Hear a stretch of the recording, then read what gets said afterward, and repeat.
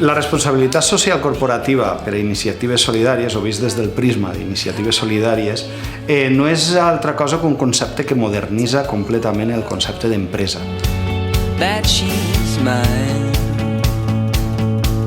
Para mí la responsabilidad social corporativa es un cambio real en el concepto de hacer empresa.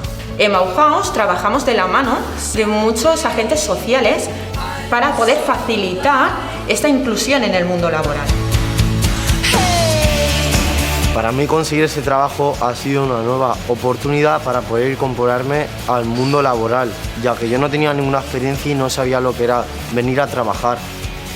El poder colaborar en todo el proceso de formación de los chicos y chicas que vienen a hacer las prácticas con nosotros, lo que nos va a hacer es fomentar nuestros valores a nivel de plantilla. Valores como el compañerismo, como el respeto, como el trabajo en equipo.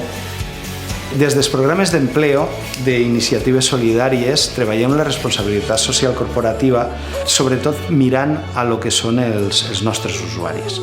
I després el que és l'empresa. Nosaltres servim de pont entre lo que es la empresa y lo que son los usuarios. Para mí ha supuesto venir a iniciativas, la verdad, una de las mejores cosas que me ha pasado, porque gracias a venir aquí tengo gente que me ayuda a entrevistas, a cosas de trabajo, hasta cosas personales. Nos llena de orgullo el poder colaborar con este tipo de empresas, porque damos oportunidad a personas que entendemos que lo necesitan y es un apoyo fundamental para ellos en muchos casos. Sí, yo creo que es muy importante porque, por ejemplo, para mí, yo estoy aprendiendo por aquí muchas cosas. Primero es idioma, otra cosa es coches. Por ejemplo, por aquí para mí es como futuro.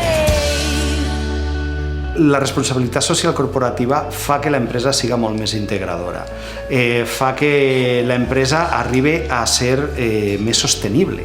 Així és com ho vegem.